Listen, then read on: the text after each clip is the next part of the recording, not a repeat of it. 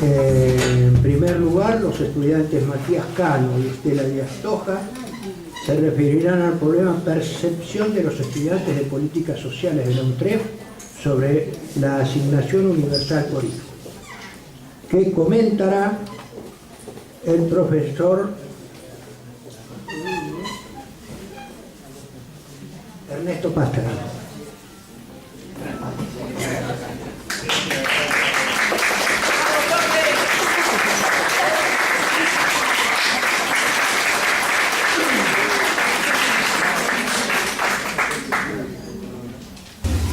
Bueno, buenos días.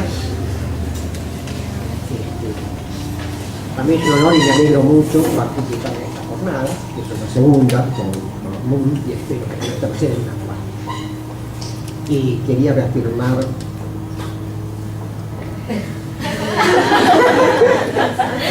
tengo que mirar para allá.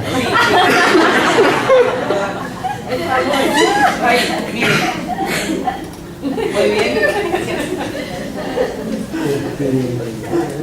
Me parece muy una cosa que ya he remarcado en el común, la producción de conocimiento es una cosa muy importante de la universidad. Aprender a producir conocimiento, no solamente acumular conocimiento y saber mucho, sino cómo se hace para producir conocimiento científico. Esto me quisiera reafirmar entre las cosas que dijo. Bueno, mi idea ahora es presentar un poquito esta exposición que van a hacer Estela y Matías. Se hace dentro de la práctica profesional 2. Entonces quería hablar algo de práctica profesional 2. Ya la práctica profesional 2 la dictamos Adriana Guzmán y yo, y dura un año. Entonces, ¿cuál es el objetivo principal de prácticas profesional 2? Es enseñar que los alumnos aprendan cómo se elabora un proyecto de investigación. Este es el objetivo básico. Entonces, con ese objetivo básico, desarrollamos primero, desarrollamos las partes teóricas, teóricamente, cómo se elabora un proyecto de investigación. Entonces, comenzamos con eso, generalmente dedicamos la mitad de la clase a la parte teórica y otra mitad a la parte más práctica, más práctica de la materia. La idea es que termine la materia no solamente con el conocimiento de cómo se elabora un proyecto de investigación, sino también haciendo un proyecto de investigación. En este caso, en este año, los alumnos ya han empezado a hacer el proyecto de investigación. Un proyecto de investigación que no solamente hacer el proyecto, sino también desarrollar una parte, desarrollar todo lo posible, todo el proyecto y terminar con un proyecto y con un informe sobre el proyecto. Esto es la idea de la investigación. Esto siempre se hace en grupos, no existen proyectos individuales, sino proyectos que pueden tener 2 alumnos, 3, 4, 5, de acuerdo a la cantidad de alumnos que haya en ese año, en esa línea. Pero siempre nosotros creemos la parte que es mucho más importante, trabajar en grupo, porque así el intercambio entre los alumnos enriquece el proyecto y también enriquece a los alumnos que participan, no cada uno haga un proyecto. Entonces nosotros comenzamos en cómo que es muy importante, cómo de ideas vagas sobre un tema se pasa a definir un problema de investigación. Esto para nosotros es muy importante y es como comienza la materia. Es decir, cuáles son los temas que va a abordar, por qué la justificación, por qué nosotros consideramos que este tema es importante, cuáles son las distintas dimensiones del tema, y después, para pasar a tratar el marco teórico. El marco teórico tiene que ver también, uno piensa el marco teórico como la página 2 a 4, ¿no? El marco teórico tiene que ver de la página 1 hasta la última página, tiene que ver por ahí es cómo, de acuerdo al marco teórico, también es cómo defino mis objetivos, cómo voy a desarrollar la materia, Entonces el marco teórico no es solamente la parte que se llama marco teórico dentro del tema de investigación. Esto esto me quiero especialmente reafirmarlo, y perdón un segundo,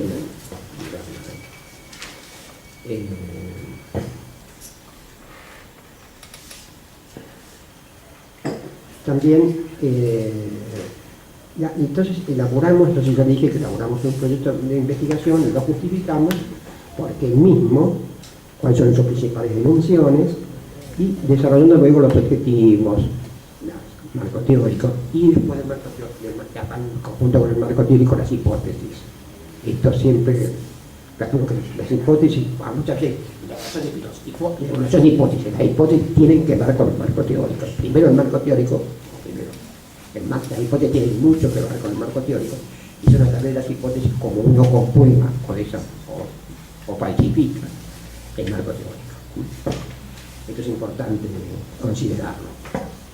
Y después también los objetivos tanto generales o específicos son muy importantes, y la definición de conceptos tiene que ver, por supuesto, con el marco teórico, de acuerdo a lo que proponga, ¿no?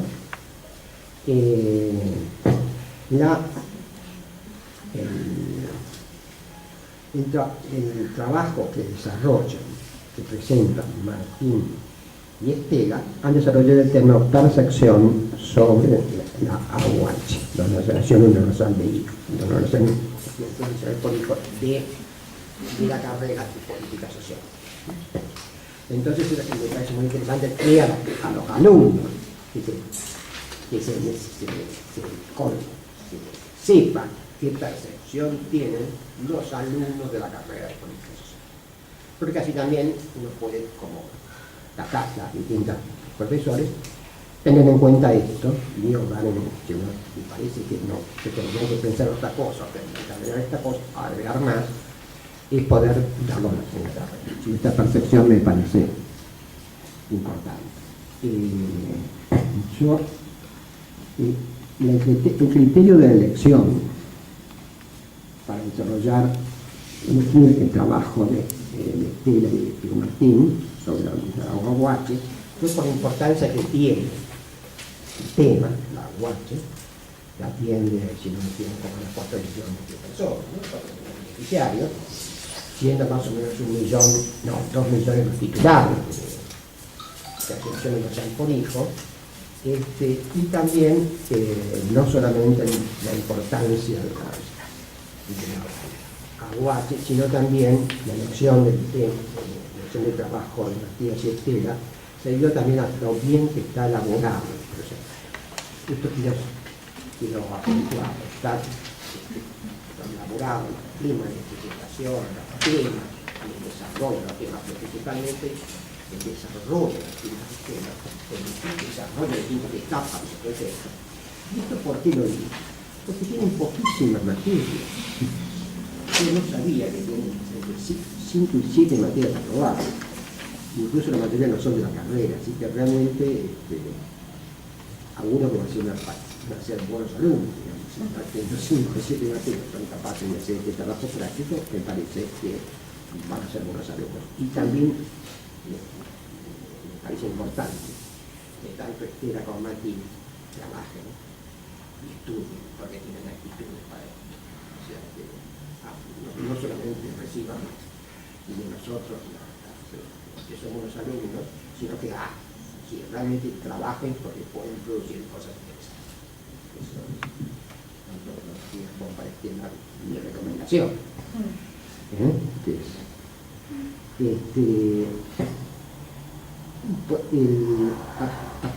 Ellos aplican el método de encuesta, 18 preguntas, si mal no recuerdo, y eligen 15 encuestados.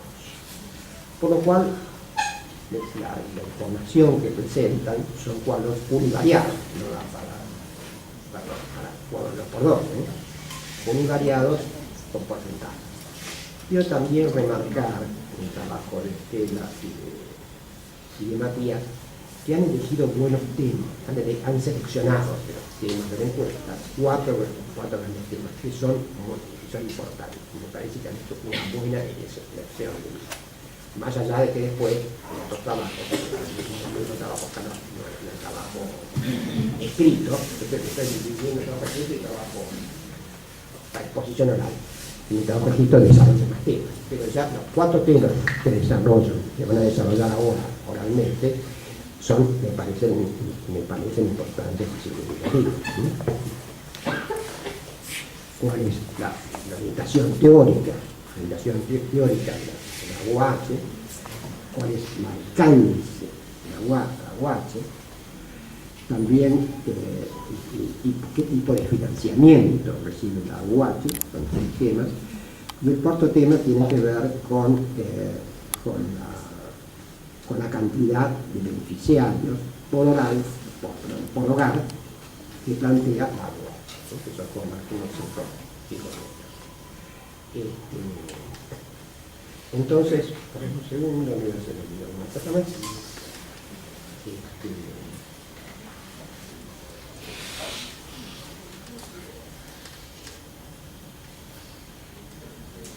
También la parte teórica es más que nada el primer cuatrimestre y el principio del segundo. En el segundo cuatrimestre lo que insistimos en lo que los alumnos hacen y Adriana como yo nos apoyamos es para que elaboren un proyecto de investigación lo mejor que puedan con los conocimientos, pequeños conocimientos que tenemos que trabajar, pero que desarrollen. Y en el caso de Matías y Estela hay una lógica muy importante, o sea, han captado la lógica de investigación. Y muchas veces cuesta mucho, una gente no lo aprende, ¿no? En cambio, con tan pocas materias, tanto Estela como las dos, han captado la lógica de investigación, que es la que define, uno puede diferenciar. Hay unos alumnos que no captan, que no van a saber por qué, no captan y copian cosas, pero realmente han captado la lógica de investigación. Cómo se comienza la investigación, cuáles son las etapas, los pasos y cómo se finaliza. Esto quiero remarcarlo.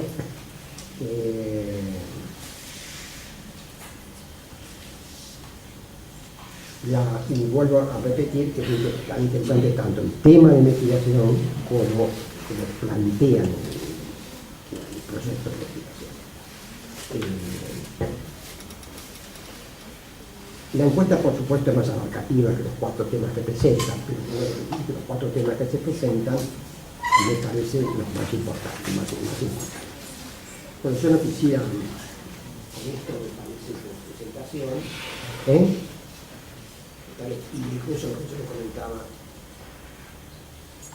con él, que prefiero más hacer esta presentación corta y en todo caso después hacer preguntas a ellos, no cerrar yo, sino primero que ellos expongan el trabajo y después les preguntamos sobre ustedes, de todos ustedes. Entonces ya empieza la exposición. Estela, por ser mujer, Estela. Hola, ¿me escuchas?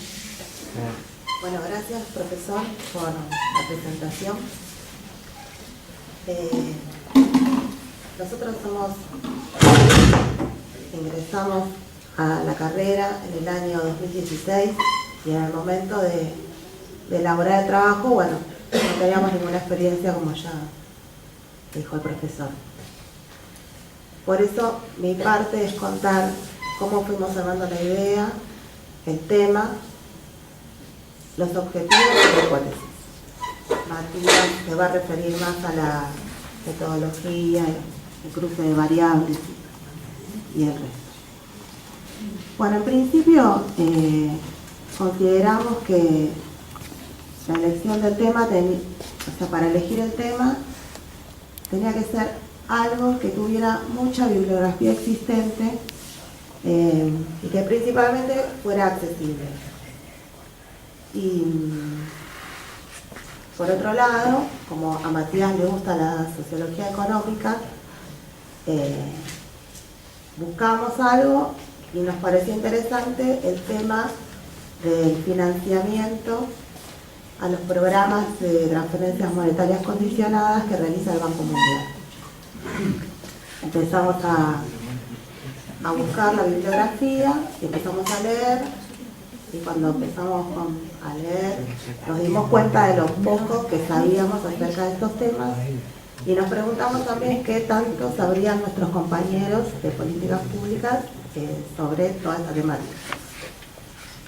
Elegimos la asignación universal porque es una de las más conocidas en estos momentos, y sabiendo que teníamos que hacer una encuesta, que la encuesta era parte del trabajo, y conociendo las limitaciones que tenemos por ser principiantes, decidimos encuestar a nuestros compañeros. Entonces, en un principio no sabíamos si evaluar el conocimiento o solo indagar acerca de la opinión que tenían ellos sobre la asignación.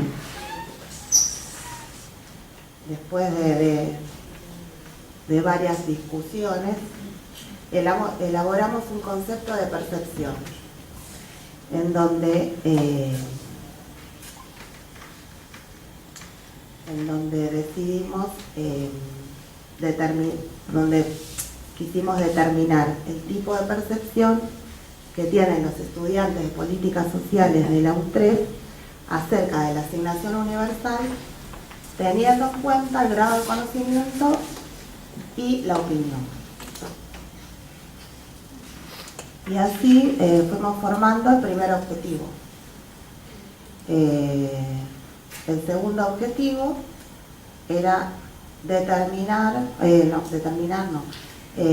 evaluar la capacidad crítica que también tienen nuestros compañeros acerca de la asignación. Y la hipótesis también fue un supuesto nuestro, que la mayoría de los alumnos tienen una percepción favorable de la asignación, pero basada en conocimientos deficientes.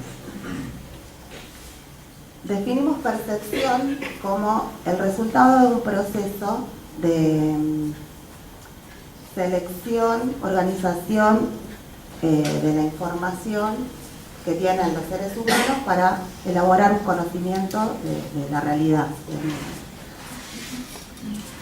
A partir de ahí se dan la conformación de las variables, que las va a comentar Matías. Y para cerrar mi parte, la conclusión a la que llegamos es que se confirmó nuestra principal hipótesis, que la mayoría de los estudiantes de políticas sociales tienen una percepción limitada y favorable sobre la asignación universal. Bueno, ahora la segunda parte le toca a él.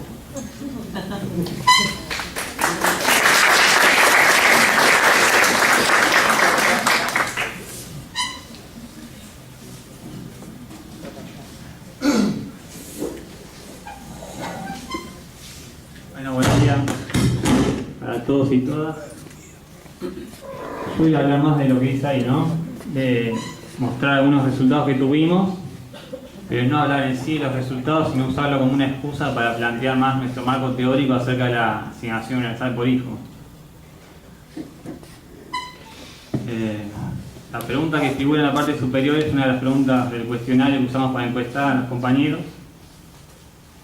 Y no hay mucho para decir acerca del resultado, porque es clara la paridad que hay entre la categoría nacional y popular y el centro izquierda progresista.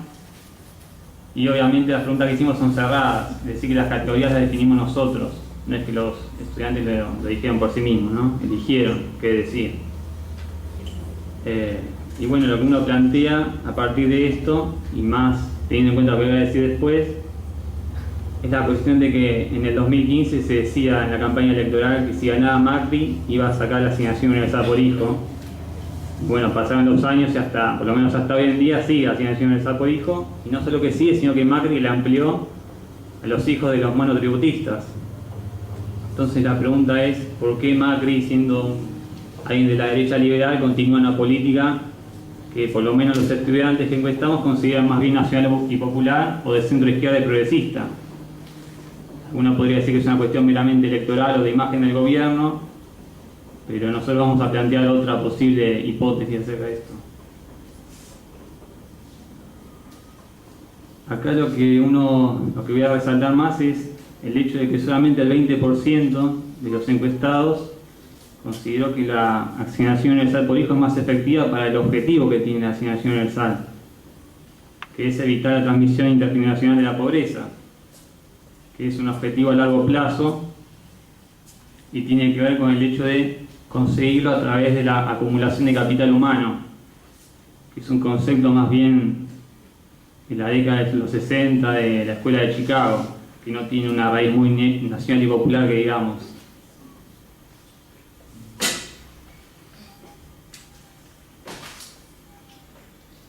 Acá era lo que había nombrado Estela al principio, que la mayoría de los encuestados no tienen idea de la participación del Banco Mundial en el financiamiento de la asignación universal por hijo, que era algo que nosotros tampoco sabíamos previamente a elegir hacer este trabajo.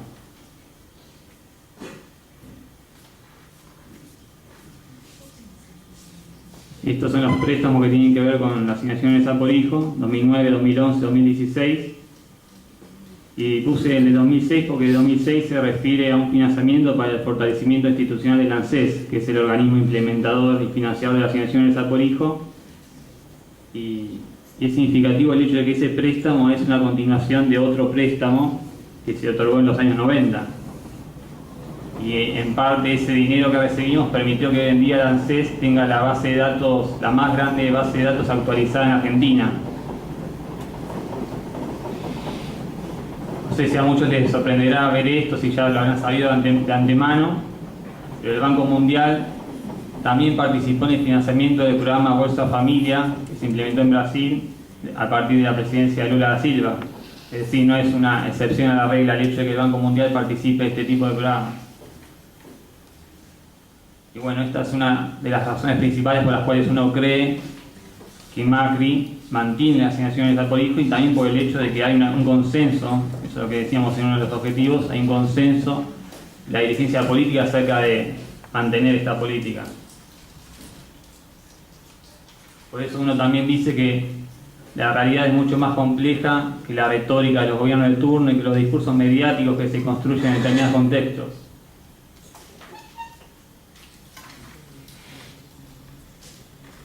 Esto era otra cosa que también queríamos mostrar porque tiene que ver en nuestro marco teórico acerca de la influencia que pueda haber tenido o no el Banco Mundial en el diseño de la asignación universal por hijo. Acá, como se ve, la mayoría no sabe que el límite es de 5 hijos por hogar del programa, y dentro de esa mayoría que no conoce el límite de 5 hijos cree directamente que no hay límite. En nuestro marco teórico planteamos que no es racional el hecho de que haya un límite de 5 hijos por hogar, porque en Argentina están las pensiones no contributivas para las mujeres que tienen 7 hijos o más, limitando a 5 hijos quedaría desprotegido en caso de que tuviera un 6º hijo. Ese hijo no tendría cobertura. Y de hecho este límite en el decreto que da origen a la asignación universal por hijo no está fundamentado, no hay una explicación acerca de por qué está ese límite. Y nosotros lo atribuimos a la influencia que pudo haber ejercido el Banco Mundial. Hay otros investigadores que consideran que tiene que ver con el hecho de que la sumatoria de los montos por cada hijo no supere la canasta básica alimentaria. Acá decidí tomar una frase de Perón, que no, con esto no me quiero referir a la asignación universal por hijo como beneficencia, sino que me interesa la metáfora, y es una frase que dijo Perón acerca de la Alianza para el Progreso en la política de Estados Unidos para América Latina en los años 60. Y me parece que con esto uno hace referencia al hecho de que una institución como el Banco Mundial, que promovió políticas que generan mayor pobreza y mayor desigualdad social, después viene y apoya políticas que se proponen la inclusión social. Entonces eso me parece algo totalmente irónico, el hecho de que quien provocó el incendio después venga disfrazado de bombero. Y para cerrar, me gustaría traer a la discusión el tema a partir de una frase que le escuché al profesor Jenkins en una clase, que dijo: para el marxismo la política social es una ciencia al servicio del capital. A mí me parece que si permitimos que el Banco Mundial se meta en las políticas sociales de nuestro país, esto tiene un asidero en la realidad muy importante. Y yo agregaría que no solamente el capital, sino el capital financiero, por lo menos en términos actuales, y no voy a fundamentar por qué, porque no tenemos el tiempo suficiente. Entendiendo el capital financiero como en términos leninistas, de la fusión del capital bancario con el industrial. Y bueno, para cerrar digo que para que esto no siga siendo así, para que la política social no sea una ciencia al servicio del capital, pienso que tenemos que empezar a indagar en quiénes son realmente los que diseñan las políticas que se implementan en nuestro país. Eso es todo. Gracias.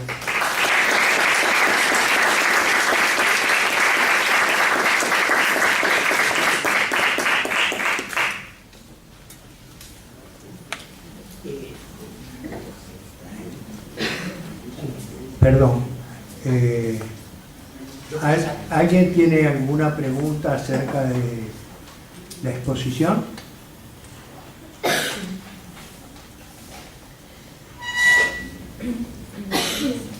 Yo tengo un comentario. Me parece muy interesante lo que han planteado.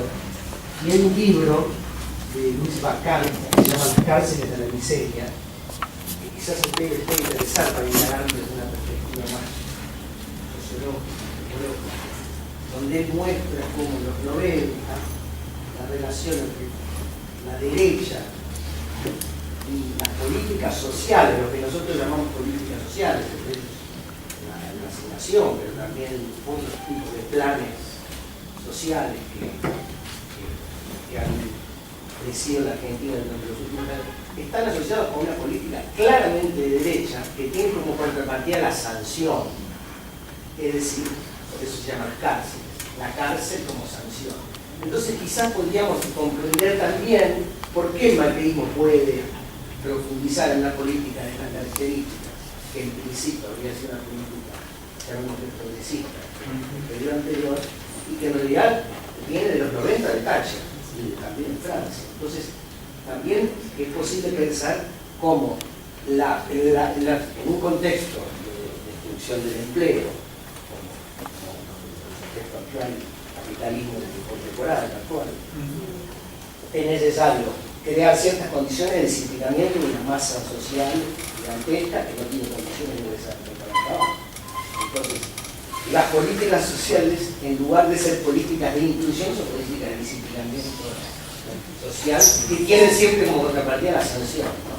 Pero bueno, es un comentario que me parece muy interesante y quizás la perspectiva que vos tenés desde el punto de vista económico tiene una complementariedad en algunos trabajos más cualitativos y más sociológicos.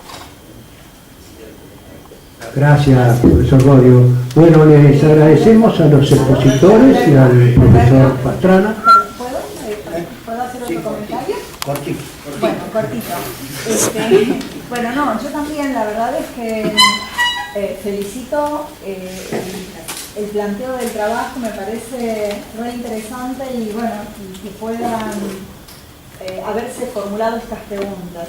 Solo alguna aclaración o digo, como para que una sugerencia para que sigan indagando y para participar de la discusión a la que ustedes arribaron.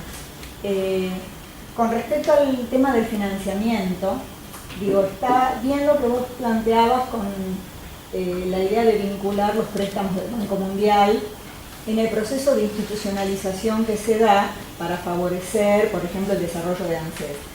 Pero la asignación universal por hijo es, primero, no es un plan ni un programa, se incluye en el régimen de asignaciones familiares, sí. Y si bien es de carácter no contributivo, el financiamiento no tiene que ver, me parece, hasta donde yo conozco, con el Banco Mundial. Sí las recomendaciones, y ahí suscribo a todo el planteo que ustedes hacen de que las recomendaciones, digamos que el gobierno kirchnerista construye un dispositivo que no es necesariamente igual al resto de los programas de transferencia condicionada en la región. Y ahí me parece que esa consideración permitiría indagar más sobre esta conclusión a la que ustedes arriban de la continuidad de un dispositivo más allá de los cambios de gestión y del giro a la derecha que implicó. Digo, me parece que habilita que podamos seguir analizando eso, ¿no? Digo, es re interesante la pregunta que se formulan y que por allí, bueno, seguramente si les interesase, porque los estudiantes cuando decían que el 13% pensaba que era con financiamiento del Estado Nacional, la asignación universal por hijo se financiaba efectivamente. O sea, ahí no había un dato erróneo, ¿no? No, yo dije que el organismo financiador e implementador es la ANSES. No, sí. Lo que nosotros decimos que no es solamente la ANSES, sino que participó el Banco Mundial en 3 ocasiones al menos. Entiendo, pero por eso digo, me parece que considerar que hay cambios en la forma en que el kirchnerismo diseñó este dispositivo, habilita a seguir pensando parte de las cosas, de las conclusiones, que no cambia con las percepciones que tienen los estudiantes, que es la pregunta que ustedes se formulaban. Digo que me parece re interesante eso, solo hacer una aclaración más técnica, si se quiere.